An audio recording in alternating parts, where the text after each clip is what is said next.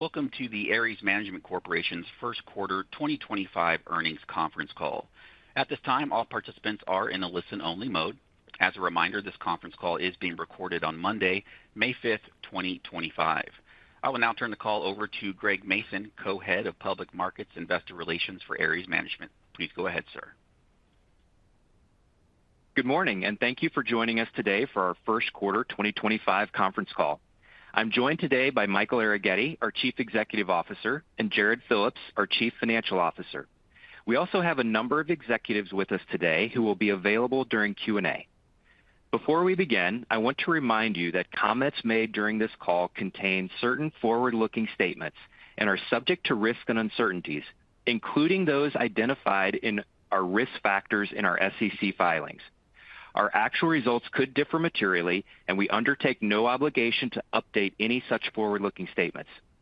Please also note that past performance is not a guarantee of future results, and nothing on this call constitutes an offer to sell or a solicitation of an offer to purchase an interest in ARES or any ARES fund.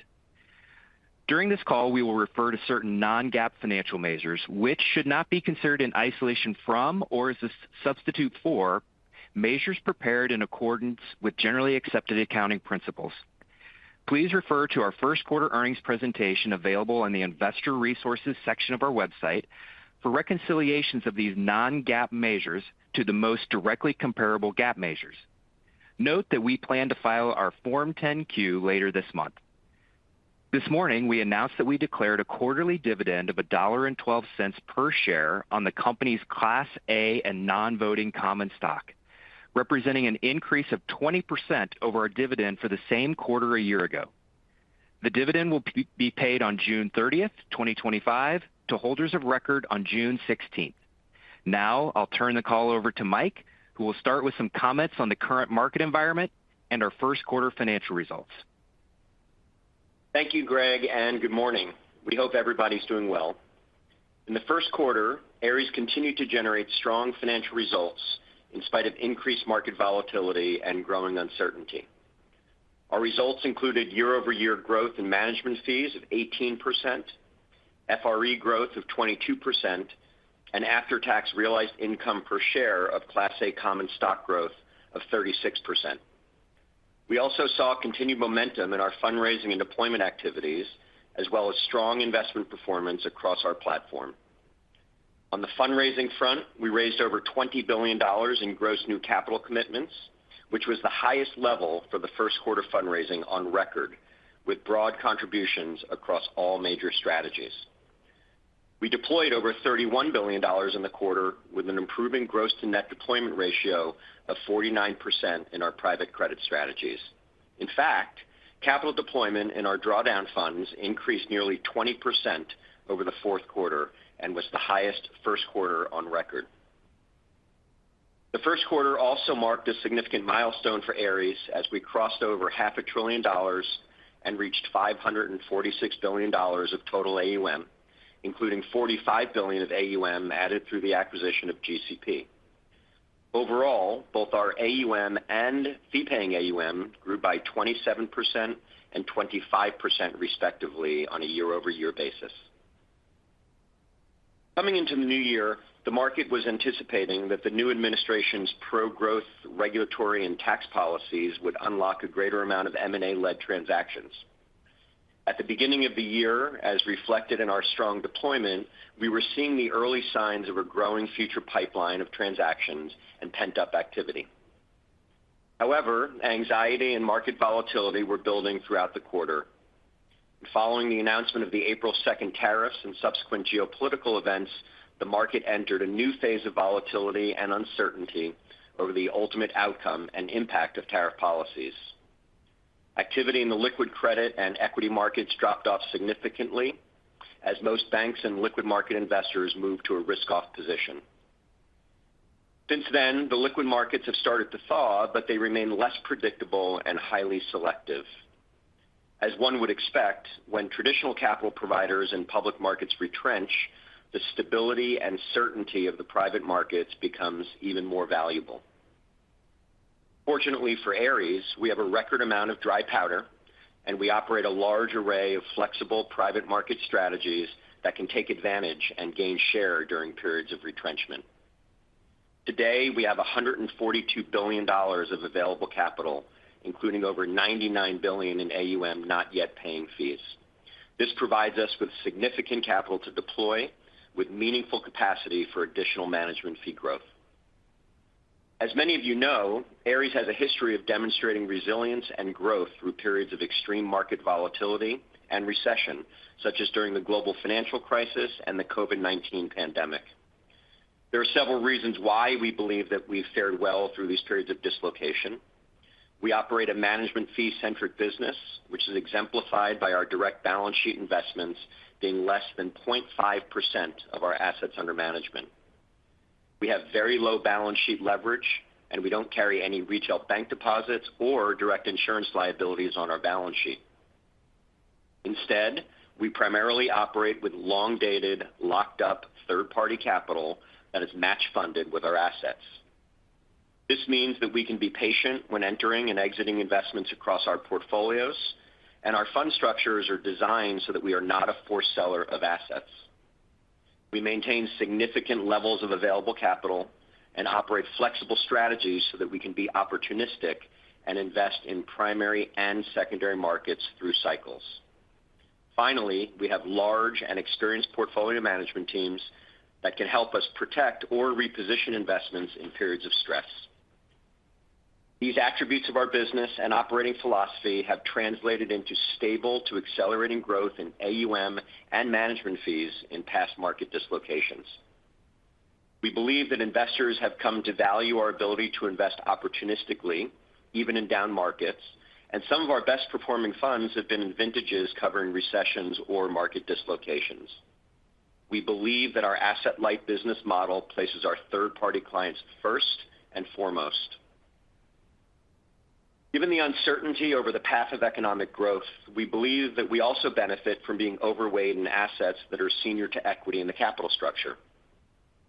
We believe that these credit assets are more defensive and insulated from changes in cash flows and market values. In addition, when it becomes more difficult to sell companies or assets, it can be easier to deploy capital in credit as the need for more creative financing solutions increases. Including our credit products within our real estate, infrastructure, and secondary strategies, more than 72% of our total AUM is in credit-related products, and over 92% of these credit assets are senior loans.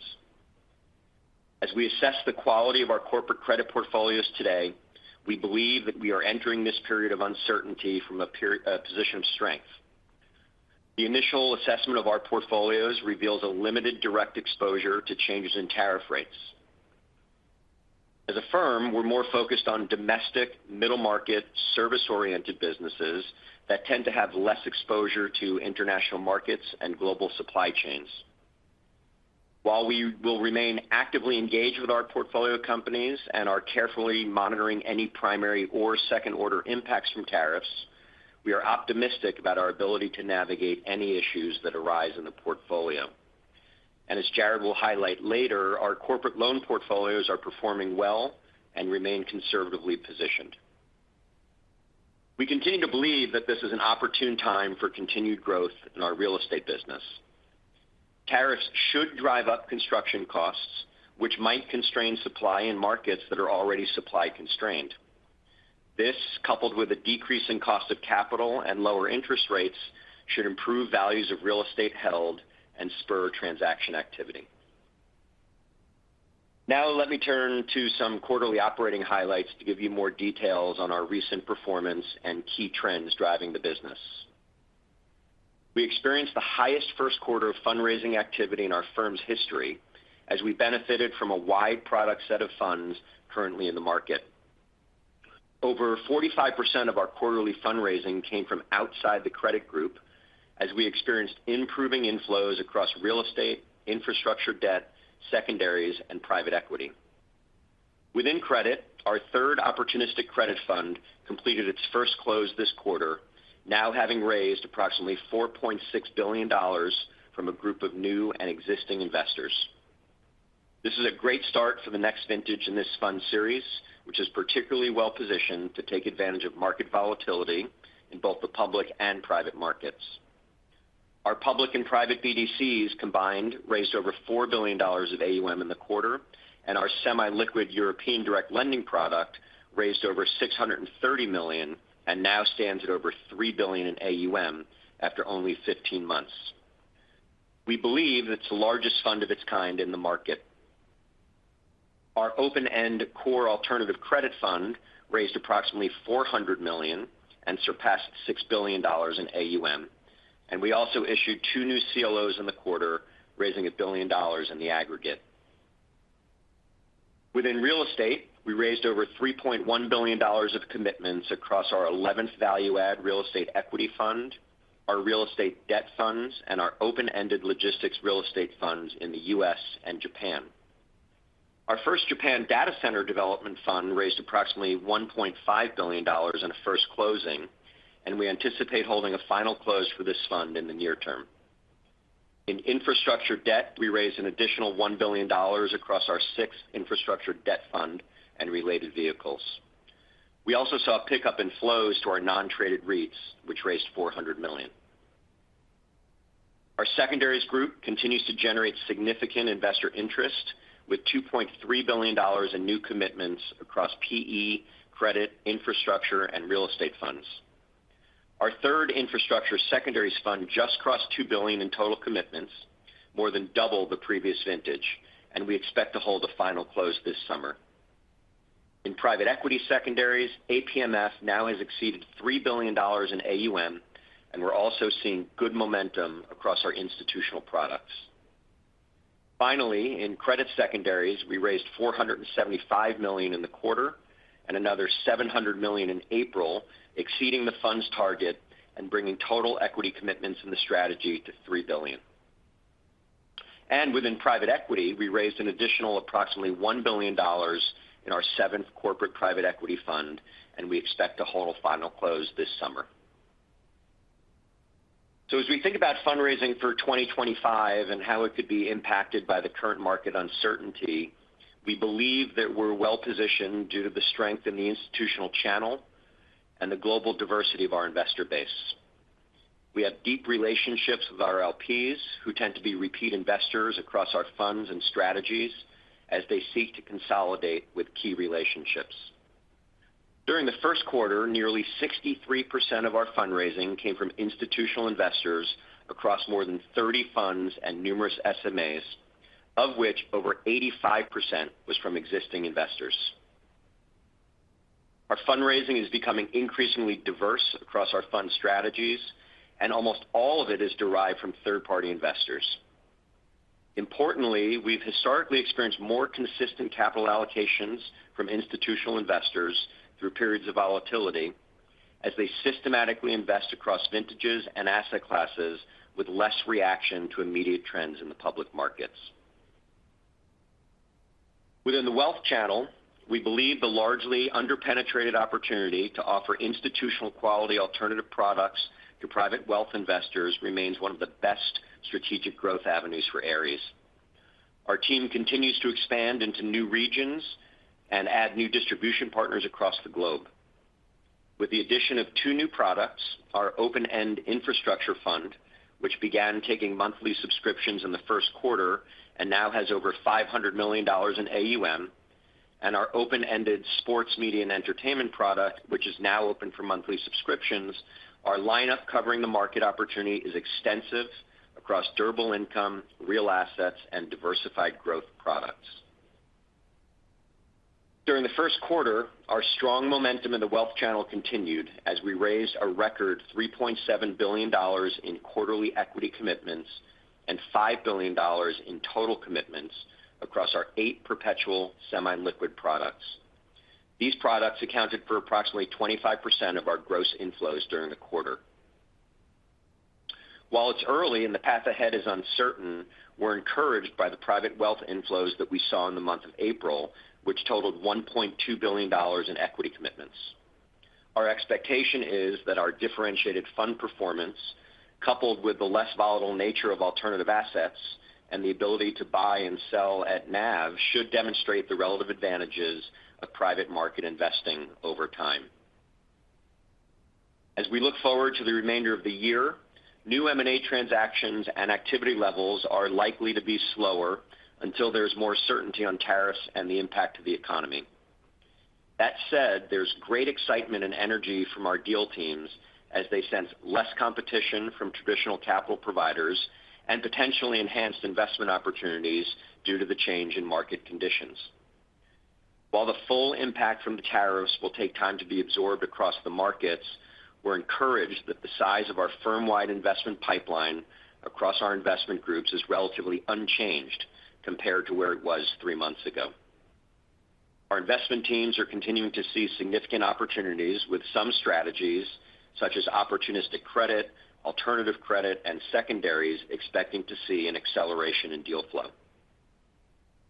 In direct lending, we're seeing interest from larger companies and sponsors as the broadly syndicated market is less attractive. And in real assets, we're continuing to see meaningful opportunities associated with the demand for data center capacity and the need for power generation. We're also seeing positive momentum in our private equity and secondaries businesses. Our corporate private equity team recently signed 3 new growth buyout transactions, and our secondaries group is originating a growing number of opportunities as traditional off-ramps for capital are becoming less available. Aspida is well positioned following the completion of its equity raise last year and currently has over $20 billion of new investment capacity. Benefiting from its tech-enabled platform and growing scale, Aspida continues to have strong momentum in primary annuity originations. And on the reinsurance front, we're actively engaged with new partners across both the U.S. and the APAC regions. So overall, we expect to remain active and opportunistic during this volatile period. And before I turn the call over to Jared, I do want to mention that the integration with GCP International is going very well, and we are just beginning to execute on the many synergy opportunities that we identified. The business is performing well, early fundraising momentum is encouraging, and we're excited for the growth opportunities ahead. And now, Jared, will you walk us through additional details on our financial results? Absolutely, Mike. Good morning, everyone. As Mike stated, we had a strong start to 2025 in the first quarter. We surpassed $500 billion in AUM for the first time in our history, and we continue to build our future management fee and performance fee potential. We experienced meaningful year-over-year growth in management fees, FRE, and after-tax realized income per share of Class A common stock, largely driven by organic growth. We have a growing amount of accrued net performance income in our European-style funds and saw strong fund performance across many of our key products during the quarter. Looking forward, given the combination of our large and experienced investment teams, long-duration capital with flexible investment mandates, a stable asset-light business model, and one of the highest ratios of dry powder to AUM in the industry, we believe we are well prepared to navigate the current economic and market uncertainty. Let me walk through a high-level summary of our quarterly results. Management fees were a record $818 million, representing an 18% year-over-year increase. Other fees nearly doubled year-over-year as development fees from several GCP funds were additive in the quarter. GCP enhances our vertically integrated capabilities in real estate, which enables us to generate additional leasing, development, and property management fees. All of these fees are recorded in our other fee revenue line, which we expect will be more significant, while also a little more lumpy over time. First quarter fee-related performance revenues totaled $28 million, a significant increase from the $4 million in Q1 24. APMF contributed to the FRPR in Q1, and we also benefited from a European direct lending SMA that crystallized a deferred payment. We continue to expect the majority of our credit group FRPR for the year will be realized in the fourth quarter. In real estate, we are seeing improved performance from both of our non-traded REITs as they're getting closer to their respective high watermark performance levels, but we're still not expecting to realize any FRPR this year. Fee-related earnings of $367 million for the quarter increased 22% year-over-year. FRE margins totaled 41.5% in the first quarter, and as expected, the integration of GCP was a modest drag on the margin.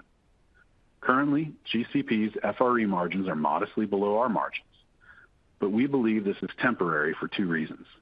First, over the next 12 to 24 months, we expect to realize a significant amount of synergies from the business. And second, as we raise new funds, we expect to see improved operating margins, particularly in the data center business, which is currently operating at a loss. Our net realized performance income for the quarter totaled over $40 million and was driven primarily by European waterfall tax distributions from several funds, which were recognized in the first quarter. We anticipate that more than 80% of the European waterfall payments for the year will come in the fourth quarter. At this point, we do not see any reason to change our 2025 target range of $225 to $275 million for our net realized performance income from our European-style funds. There is a possibility that a prolonged pause in the credit markets could extend the duration of our assets and delay the timing of payments. However, with over 75% of our European-style AUM and credit-like funds, where the underlying assets are mainly loans, the interest income from these loans continues to compound. Therefore, while it is possible that the timing of certain repayments could be delayed, the ultimate amount of the performance income could potentially increase due to additional coupon payments, assuming all else equal. Based on the dollar amount of funds in carry that are nearing the end of their fund lives, we expect materially higher European-style waterfall net realized performance income in 2026 as well. Given these dynamics, we continue to believe that European-style performance income offers greater visibility and consistency versus American-style performance income that relies primarily on the sale of assets at a gain. Our net accrued performance income on an unconsolidated basis rose modestly to just over $1 billion at quarter end, of which over $850 million is in European-style funds. Overall, realized income totaled $406 million for the quarter, a 40% year-over-year increase. During the quarter, our effective tax rate on realized income was 8.1%. We now expect a lower range of 8 to 12% for the remainder of the year due to additional tax benefits related to the GCP transaction and the equity vesting that occurred at the end of January.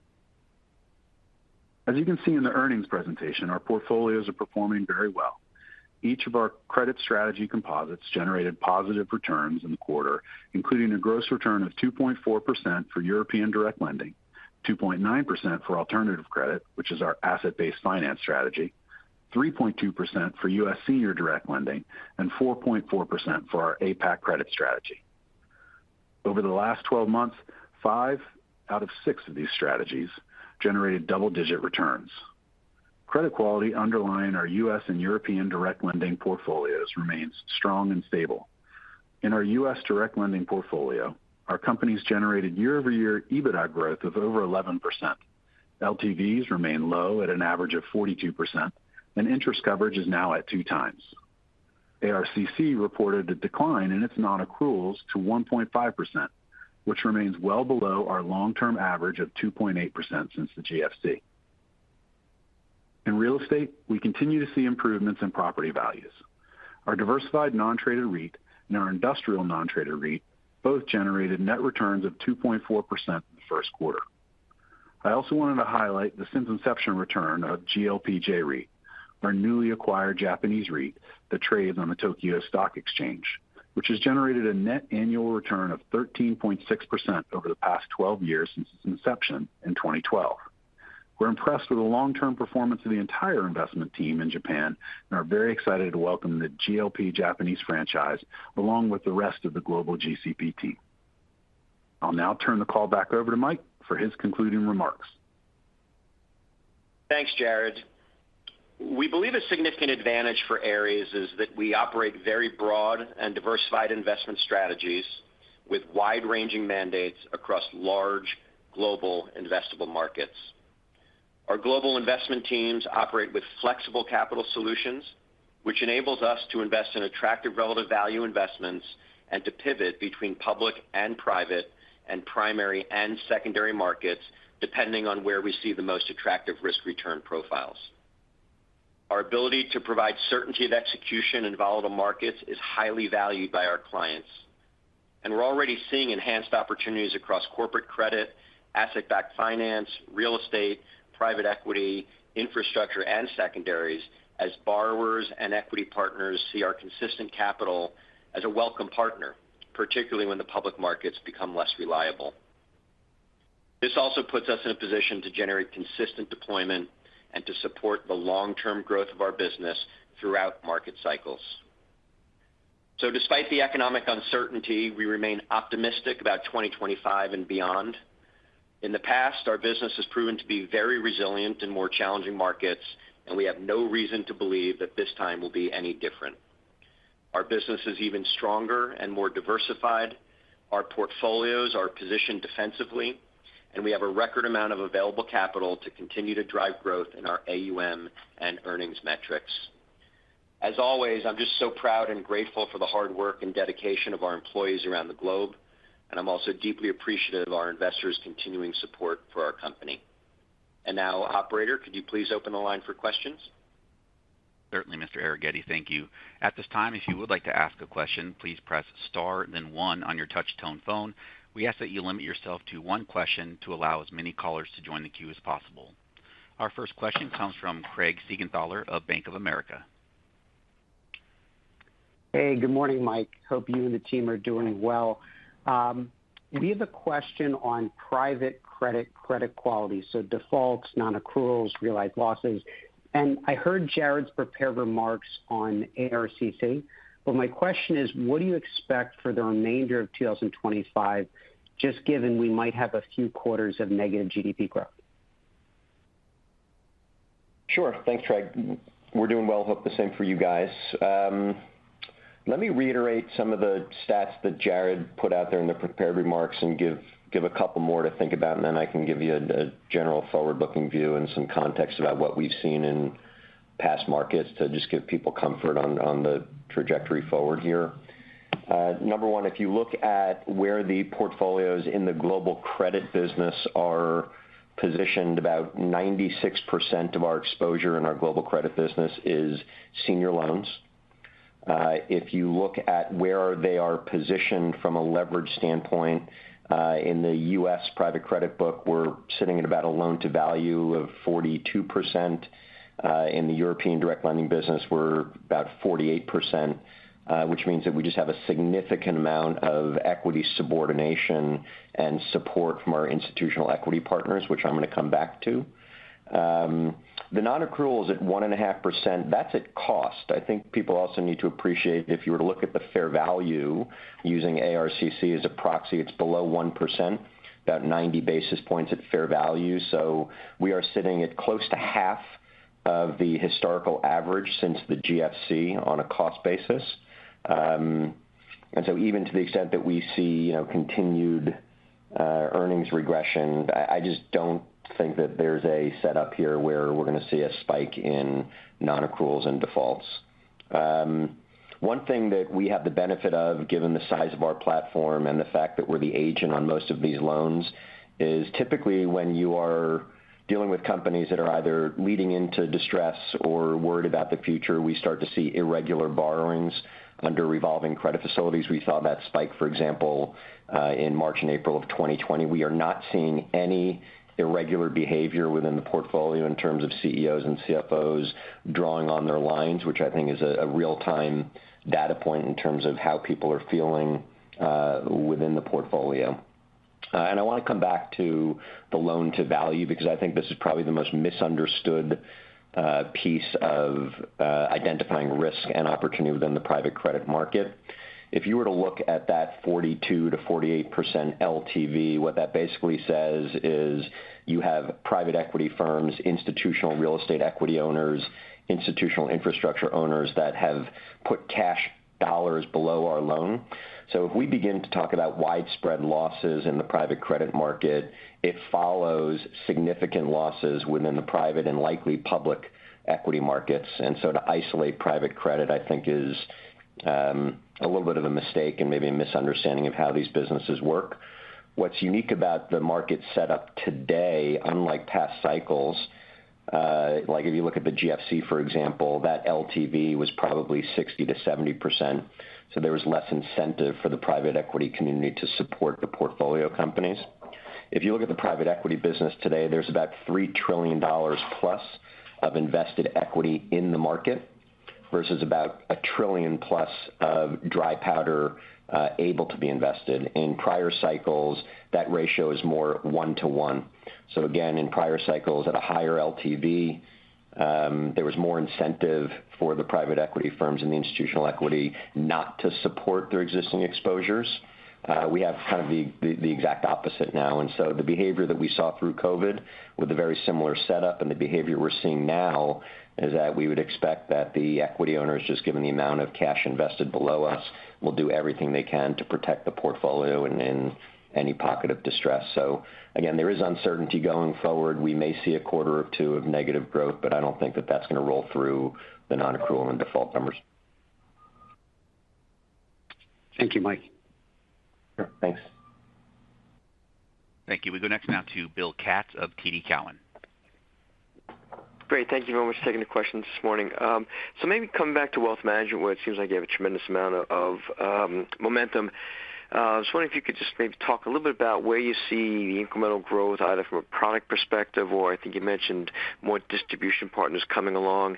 And then to the extent you're willing to provide it, how did the platform hold up through the turbulence of April post-Liberation Day? Thank you. Sure. Wealth continues to be a real bright spot for the companies. We talked about, record capital gathering in the first quarter, $5 billion of AUM, and we are seeing a broadening out of the distribution in terms of our distribution partners and geographies. As we've talked about on past calls, we were early in expanding our franchise outside of the U.S. and continue to see 30% plus of demand coming from our European and Asia business, which we think is a real bright spot and differentiator. As we talked about in the prepared remarks, we are adding or have added 2 new products to the product set, one being what we believe to be a really interesting tax-advantaged infrastructure fund in a BDC form, and that has some early momentum. And we have begun to take subscriptions for what we think is a very highly differentiated offering in the sports media and entertainment world. So we will be broadening out the product set and broadening out the geography. It's still early to tell, Bill, but I think we're encouraged by what we saw through the turbulence in April. And I'll give you a couple things to just think about it to contextualize how we're feeling. April inflows of equity were about $1.2 billion, which were squarely in line with the recent pace of flows. So we did not see any meaningful change in behavior in April.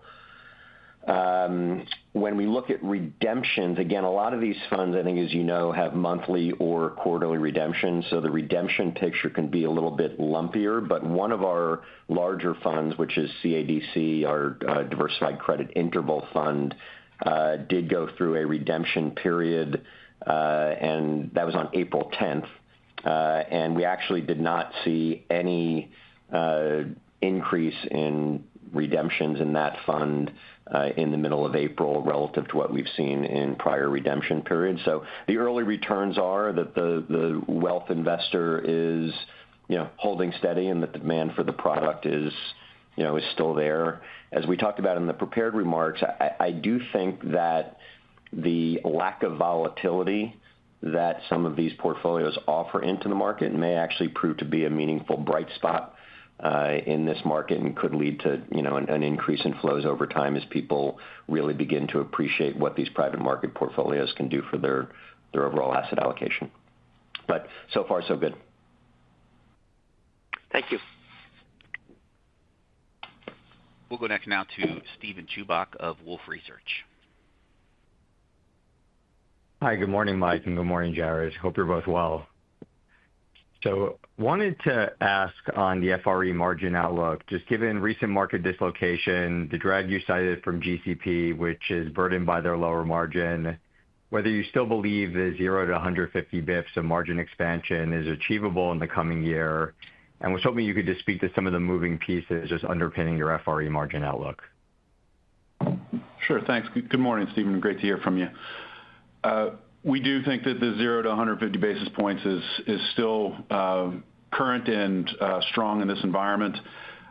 The moving parts that you saw this quarter were really the addition of GCP and 2 extra months of Walton Street, Mexico, which we acquired at the end of last year. If you remove for those factors, our G&A expenses were actually slightly down, and our comp expenses were essentially flat for the quarter. So just looking at core, you were actually seeing an expansion in our FRE margin. Once you step away from that and we have those additions, as I mentioned in my prepared remarks, GCP is a little bit of a drag on our margins. However, as we have further integration and we have more synergies on the expense side, I do expect that we'll be able to offset that drag in the long term. So it's something where I'm pretty excited by the progress that we showed here in the first quarter. I expect us to continue to show that progress, but still be within that 0 to 150 basis point range. And I'll remind you, like I always do, that when we see opportunities to invest in our team, in our platform, that will ultimately lead to other originations, we won't just go for FRE margin. We'll always look at how we can grow the firm first, and then FRE margins with deployment and growth are a natural expansion point after that. That's great. Thank you. We'll go next now to Alex Blostein of Goldman Sachs. Hey, good morning, everybody. Thanks for the questions. Well, I was hoping we can build a little bit on your commentary around the forward pipeline when it comes to M&A. Obviously, still lots of uncertainty in the marketplace, despite the fact that market conditions have gotten a little bit easier. But can you maybe talk a little bit about if the M&A backdrop remains subdued for the next several quarters, what are the more likely areas of deployment where the firm could stay active, and how much dry powder do you guys have in those pockets within your credit franchise? Sure.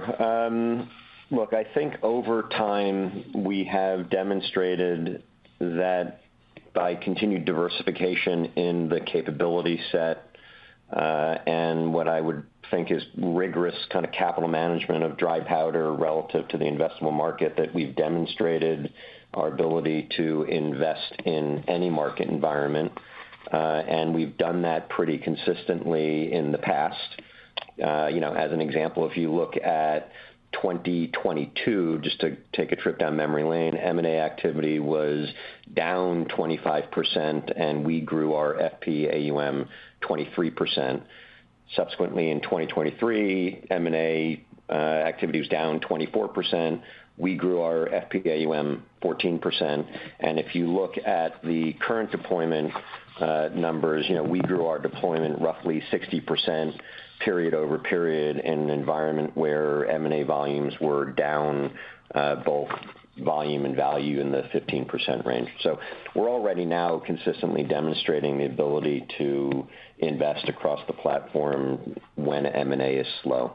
And importantly, I think that people should understand when M&A picks up, if we see volume in those primary lending strategies that generally benefit, we tend to have to defend the in-place portfolio from more aggressive refinancings. And so as we demonstrated this quarter, we saw a meaningful uptick in the gross to net because the net deployment tends to be much stronger when M&A is slow. So not surprisingly, the places where we begin to see volumes pick up when M&A is slow are things like opportunistic credit, which is our ASOF franchise. And as we mentioned in the prepared remarks, we are having a significant amount of momentum in the current vintage fundraise, having just had a first close in excess of $4.5 billion. And that is perfectly well positioned for this type of market opportunity. Secondaries across the board, both GP and LP-led, are significant beneficiaries of a slowdown in primary market activity. And again, not surprisingly, you saw an uptick in deployment there. Other places where we have significant opportunistic capacity is within our alternative credit and asset-backed and asset-based strategies, where we can be a partner to other asset managers, banks, as they deal with general illiquidity. I think it's also important that people appreciate that even in some of what the market perceives to be our primary market strategies like ARCC or U.S. direct lending, they do have the capacity to pivot the more opportunistic parts of the investment spectrum when the markets get choppy. And so you begin to see some of those, regular way performing credit strategies turn on as a good capital partner for some of the other opportunistic strategies across the board. So I don't want to say every strategy has capacity to invest opportunistically into this market, but it's pretty close to every strategy gets to take advantage of the market volatility when some of the other traditional forms of capital are exiting the market. So as you know, record dry powder today about $143 billion. The bulk of that is, in my opinion, available for more opportunistic type investing in this market. Great. Very helpful. Thanks, Mike. Thank you. We'll go next now to Kyle Voigt of KBW. Hi, good morning. Maybe just a question or follow-up on GCP. I think the fee-paying AUM that came over was about $30.5 billion. I think at the time of the deal announcement was $32 billion, just assuming that's primarily on FX, but wondering if you could update us on the trajectory of fee-paying AUM growth at GCP in 2025.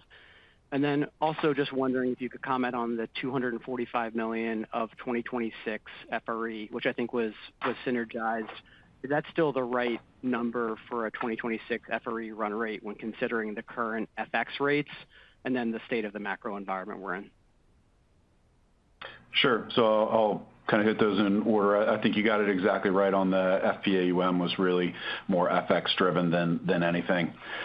Ultimately, in taking a look at what's in the market for GCP, I would expect that you'll see somewhere in the neighborhood of about $7 billion of fundraising to happen over the next, let's say, maybe 2-3 quarters. That will ultimately all flow through to FPAUM. Most of their funds are paying on some version of committed capital with step-ups on invested or the ability to earn fees on things like leasing, property management, or development. So we would see that pretty immediately upon fundraise go into our FPAUM. The numbers that we laid out previously are still very much in line with what we saw for the 1 month. Right now, there are some expenses that we have as we integrate that will fall off and certainly improve performance. And we've talked about that on prior calls, that's somewhere in the neighborhood of $20 million as part of that. And then there's obviously the run rate of having a full 12 months under your belt. So overall, we've been very pleased with our first month. We've seen great momentum in the data centers, as Mike talked about in his prepared remarks. And I don't think that the macro climate has really changed our view on the need for the product set that they have, whether it's in logistics or data centers. And we continue to be really excited about the acquisition as we get to know the team better and we spend more time together. Yeah, I would add maybe, and it's still too early to tell, we're really pleased with the early returns on the fundraising momentum and the product set. In the world that we're living in today, there is a modest shift of investor interest and appetite away from the U.S. markets. And so I could envision that if we continue to be in that type of environment, that the opportunity to offer non-U.S. product in Japan and in our European distribution business could actually catch a stronger bid here and be a net beneficiary of that.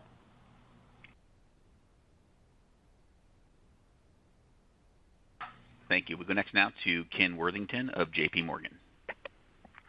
Hi, good morning. Thanks for taking the question.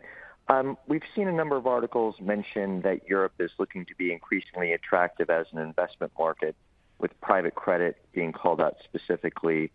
Given ARES just recently completed the largest direct lending fund, I think, ever, what are you guys seeing in terms of the pipeline and the opportunity set in Europe? And how does that compare to what you're seeing in the U.S.? Sure. Thanks for the question, Ken. It is interesting. There has been similar to the comment I just made about Japan and European distribution. I do think that we came into the year with modest investor concern about some of the long-term structural growth challenges in Europe. And fast forward 4 or 5 months, and I think that investor appetite for European product has probably marginally increased. The liquidity challenges that I articulated earlier, just about the mismatch of capital invested versus capital available, is true in Europe as well. And so the pipelines in Europe in terms of the complexion of direct lending versus opportunistic strategies is true in Europe as it is in the U.S. As we've talked about before, though, the European market from a competitive set is probably a little bit more fragmented. And while the U.S. business is larger, I do believe that our competitive positioning in the European market is probably better, just given our scale and the longevity of the track record and relationship network there. And so I think we will be, kind of a net beneficiary and pick up share as this market continues to develop. If you look at the European direct lending business as kind of a proxy, first quarter 25 versus first quarter of 21, we saw an increase of about 5% period over period. And if you looked at the LTM numbers, Q1 to Q1, it was up about 20%. So we are seeing a modest acceleration in deployment in Europe. And again, I think we feel like that trend is well in hand and that we'll continue to see good deployment out of that market. Great. Thank you. We'll go next now to Mike Brown of Wells Fargo. Great. Thanks for taking my question. Mike, you touched on the opportunity in the secondaries market, clearly a hot spot in private markets. So for the industry and Ares, can you just maybe expand on the potential in 25 versus 24? And what are your thoughts on some of the large planned exits from a few of the endowments out there? Is that kind of a unique one-off, or do you think that's a strong read across to some of the other LP cohorts? Thank you. Sure. Look, we came into this environment, and we've been talking about this now for 5+ years on the heels of the landmark acquisition, that the secondaries business was going through a period of transformation, largely driven by a shift from what was an LP-led market to a more healthy balance between LP-led and GP-led. And we've been enjoying the benefit of that shift as we've been building out the product set and growing the secondaries franchise over the last 5 years post-acquisition. The second trend, which we talked a lot about, which we're now beginning to see come through in spades, is just the move away from what was largely a private equity-dominated business to now represent a broader set of the alternative asset space, including real estate, infrastructure, and credit. So not surprisingly, we've been building out that fund family as well, and we're seeing good fundraising and deployment across each of those asset classes. The theme that I keep hitting on of more capital in the ground than available to invest is a big catalyst for secondaries as it is for alternative credit and other strategies. Whether you're a bank, an endowment, a GP, in a market where liquidity is scarce, any creative liquidity solution available to you is something that you're going to look at, and you're going to be weighing these different solutions against each other in terms of accretion, dilution, and how much runway it gives you to invest in growth, et cetera, et cetera. So secondaries is a big part of that. And obviously, we have one of the longest-standing, largest businesses in secondaries. We came into this moment, I'll get to the endowments in a second, with a market that, particularly on the private equity side, was challenged for DPI or challenged for the return of capital to the LP. So we saw a pretty significant amount of volume last year and had an expectation that that volume would continue into this year. The endowment thing is real. I think that most university endowments right now are grappling with a significant reduction in research funding from the government, as well as a certain level of anxiety around potential increases in the endowment tax. And so moving to a position where you have increased liquidity, or at least understand what solutions are available to you, is exactly what they're supposed to be doing. And so there's been a number of public situations that people are talking about, but I think that it's pretty broad-based within the university endowment community now to be thinking about liquidity options within the portfolio. And again, those are relationships that we have, and we think that we have a really interesting product set to be a good partner to them.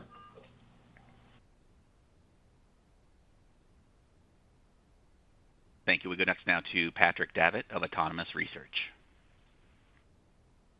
Hey, good morning, everyone.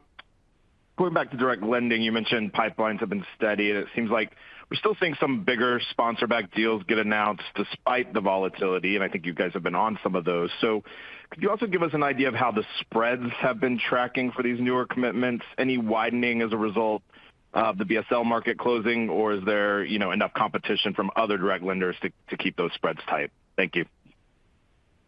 Yeah, it's a good question. Obviously, we talked about in the prepared remarks, and we always talk about this even when you're in a healthier market in terms of the value that private markets bring to the market in terms of consistency of capital, reliability, flexibility, and all of those things. And obviously, they become more important when you get into a difficult market. So as we've seen in other periods of dislocation, when the liquid markets go risk off or become significantly more selective, private credit captures a greater share of a smaller pie of new issue volume, and we're seeing that now.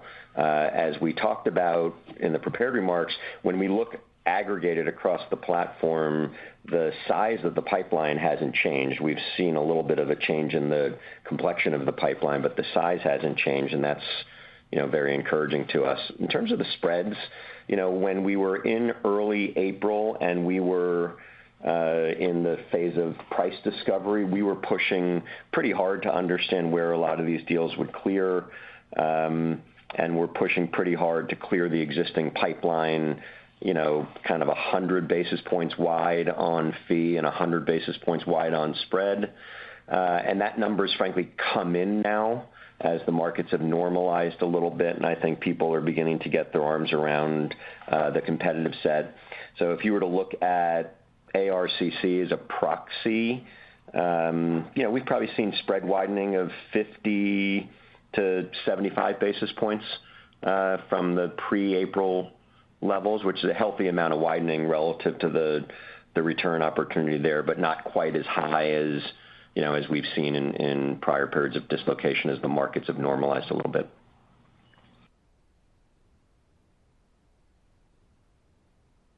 We'll go next now to Benjamin Budish of Barclays. Hi, good morning, and thanks for taking the question. Just thinking about some of the fundraising themes, DPI, it wasn't that long ago we were hearing about the denominator effect. Just curious, where would you say currently institutional allocations to private credit are? And do you think there is some resiliency there if things were to skew in a more negative direction? And then I'm also curious, last year you guys started talking a little bit more about opportunities outside of the traditional alternatives bucket, which is maybe we've heard about from one of your competitors on the investment grade side, but it sounds like you guys are doing some stuff there on the high yield side as well. So curious how you see the opportunity in that bucket as well to approach fixed income managers rather than alternatives managers, how that's unfolding. Sure. I think certain media pundits and others would love to talk about the maturation of the private credit market and increased risk there. But as we already talked about, we're not seeing increased risk, and we're not seeing any flagging investor appetite for the asset. And if you look at what we were able to do last year and into this year, there is still a very significant appetite for private credit exposure across the globe by geography and across strategies. I think we're still in the very early innings. There have been some very significant public institutions that have put out targets that have a near doubling of private credit exposure. When we look at the appetite that we're seeing in wealth, I think that most of the large gatekeepers on the wealth platforms would tell you that they would expect to see private credit exposures broadly within their portfolio double.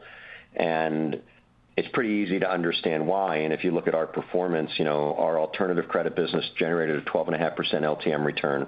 Our U.S. senior direct lending business, 15% return. Our Asia Pacific credit composite 25% return, European direct lending 12%, and so on and so forth. So, when you could get exposures at the top half of an asset's enterprise value and make double-digit returns without taking a significant amount of, interest rate risk, that's a really good place to be.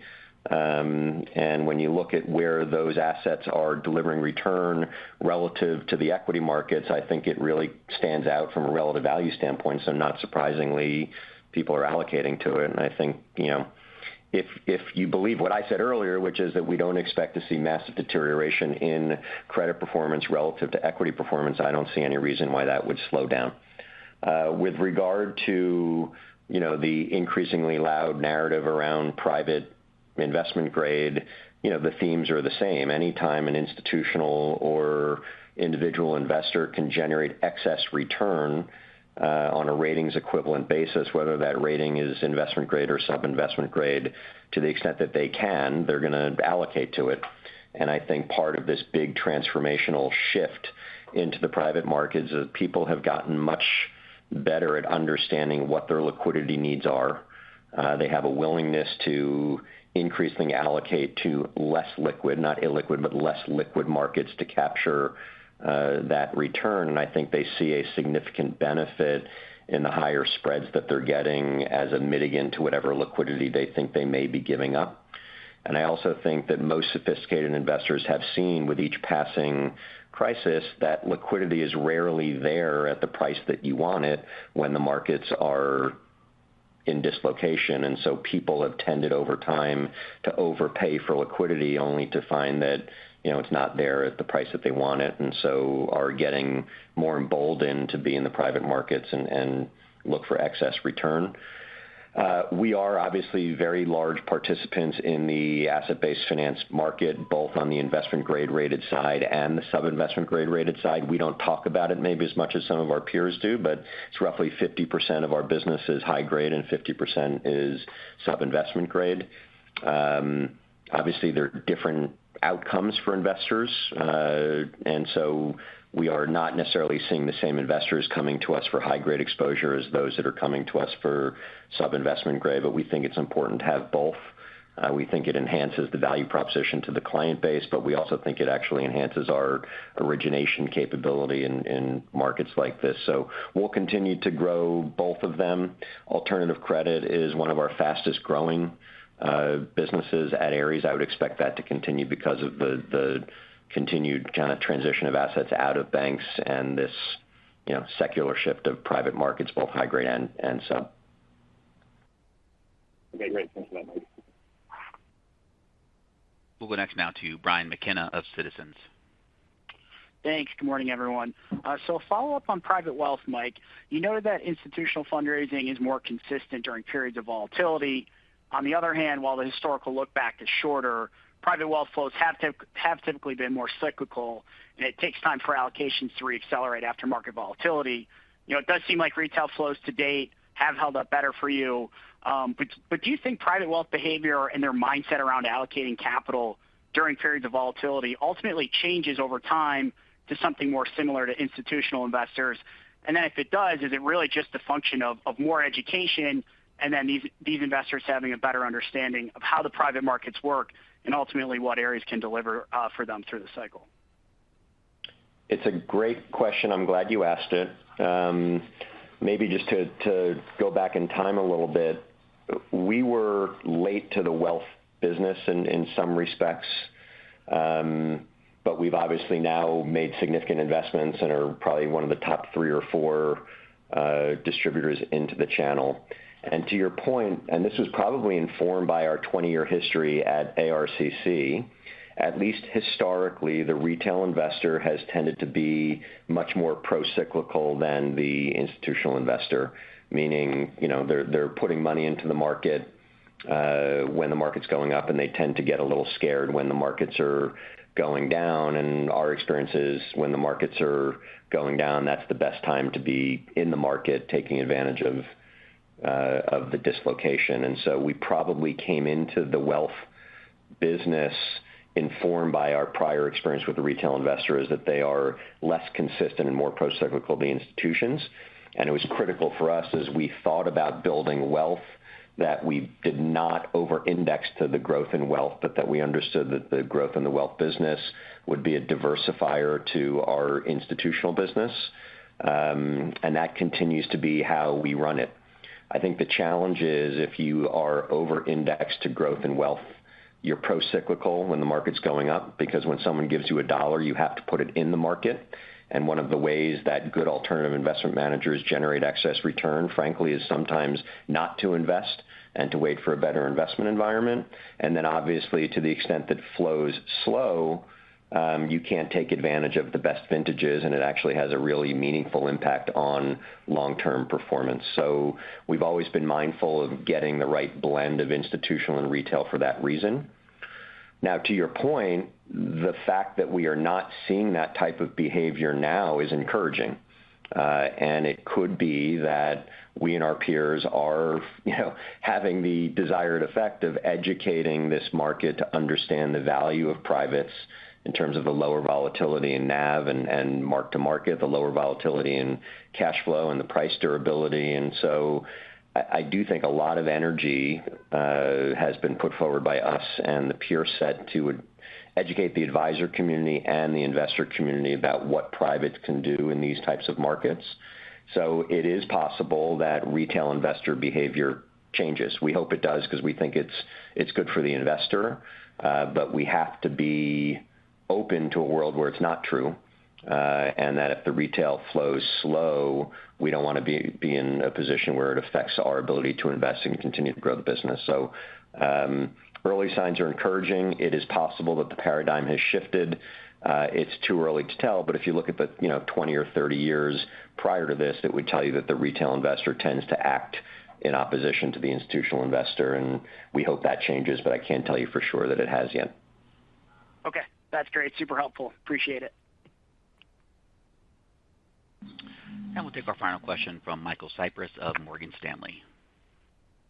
Hey, good morning. Thanks for squeezing me in here. Just a question on asset-based finance. I was hoping you could elaborate a bit on the opportunity set that you see in today's marketplace for ABF, how you expect that to evolve over the next 12 to 24 months, and talk about some of the steps you're taking to expand your origination access, including progress on bank partnerships. Thank you. Sure. Thanks, Mike. Look, we were early to asset-based finance, and as we've talked about it before, we believe that in order to win in asset-based finance, you need a couple of things. One, you need large, experienced teams across the waterfront of different asset types.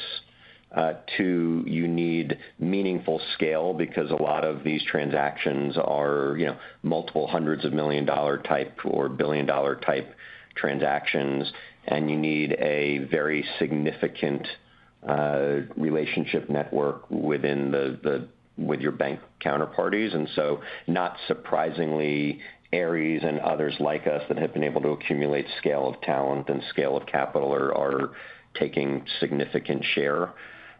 We probably don't talk about enough just how scarce the talent is in this market. It's a very specialized capability set in terms of how you originate and how you structure a lot of these transactions. And so, unlike some of the other parts of the alternative asset business, I think that those that have already accumulated large teams like ours, I think we now have 80-plus people in our alternative credit business, I think already have a meaningful competitive advantage that's going to be tough to catch up with. In terms of bank partnerships, that is a big opportunity. It's not the only opportunity. As I said earlier, I think the combination of changes in bank regulation and some of what's going on just generally in the capital markets, we're seeing significant volumes coming from the banks, but we're also seeing significant volumes come from other managers who are doing various things around their portfolios to, increase the longevity of their capital base. We have been, and I expect will continue to be, one of the larger participants in, the bank market. We obviously have very significant relationships. We're a large counterparty. We're a trusted partner.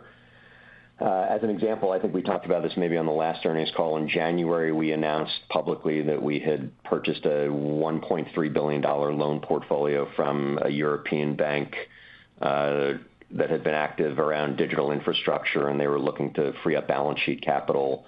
And I raised that only because a lot of these trades are not just capital relief or risk management, but it's an effort on the part of some of these banks just to extend the capital runway and, find a way to monetize what's a very strong customer franchise as they're grappling with, less liquidity. And so the nature of these deals is pretty widespread. Some of them are portfolio purchases. Some of them are forward flow agreements.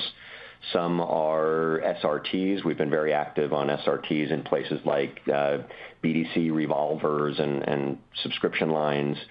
So there's not a one-size-fits-all, but you have to be able to understand each of these submarkets and come in with a flexible, creative solution to the banks. And again, I think there's a very small handful of people in the market, ourselves or in that group, that can actually execute on these things. And I think that we'll continue to see a lot of those as the year progresses. Great. Thanks so much. Thank you. I'll now turn the call back over to Mr. Arougheti for any closing remarks. Great. We don't have any other than to reiterate just how grateful we are for the continued support and for spending time with us today, and we'll talk to you all next quarter. Thank you. Thank you. Ladies and gentlemen, this concludes our conference call for today. If you missed any part of today's call, an archived replay of this conference call will be available through June 5th, 2025, to domestic callers by dialing 1-800-723-0394 and to international callers by dialing 1-4